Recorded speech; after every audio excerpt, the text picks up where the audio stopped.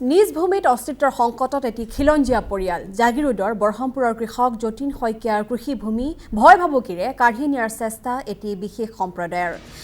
আৰু খেতি কৰিবলৈ গ'লে ভয় ভাবুকি প্ৰদান কৰি আহিছে পৰিয়ালটোক ধান খেতি চাবলৈ যোৱা সময়ত কেইবাজনীয়া দুৰ্বৃত্তই পথাৰত আগচি ধৰি মৃত্যুৰ ভাবুকি দিয়াৰ অভিযোগ কৃষকগৰাকীৰ দুৰ্বৃত্তৰ দলটোৱে ওলোটাই যতীন শইকীয়াৰ বিৰুদ্ধে থানাত অভিযোগ দিয়াৰ ভাবুকি আৰু যাৰ ফলত নিজৰ জীৱনৰ লগতে কৃষিভূমিক লৈ দিশহাৰা হৈ পৰিছে কৃষকগৰাকী উপযুক্ত ন্যায় বিচাৰিছে এতিয়া ভুক্তভোগী পৰিয়ালটোৱে মোৰ দেউতাই অলপ মাটি দি থৈ গৈছিলে সেই মাটি টুকুৰাতে খেতি বাতি কৰি খাই বৈ জীয়াই আছোঁ গাঁৱৰ মানুহে সকলোৱে দেখিছে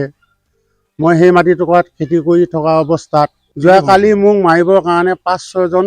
বাংলাদেশী মুছলমান যুৱকীয় মানুহ মই চিনি নাপাওঁ এজনৰ নামহে জানো জলিল আলী বুলি কয় তেওঁ যাই পেলাই মোৰ ওপৰত জাগিৰোড থানাত এজাহাৰ এখন দাখিল কৰিছে এই এজাহাৰখনৰ ভিত্তিত মোক মানে পুলিচে বাৰম্বাৰ কৈ আছে যে তুমি গাঁও কমিটিৰ মানুহ চপাই পেলাই মীমাংসা কৰি উত্তৰটো লৈ আনা নহ'লে তোমাক মই থানালৈ টানি নিম মোৰ মাটিখিনিৰ কাৰণে বহুত ভাবুকি দি থাকে লাইনে শ্বৰ্ট কৰাই মাৰিম বুলি পেলাইও কয় মই তেনেকুৱা স্থলত মই কেনেকৈ মই জীয়াই থাকিম বাৰু কাঢ়ি ল'ব বিচাৰে মোক জেলত থৈ পেলাই মানে সিহঁতে খেতি কৰি খাব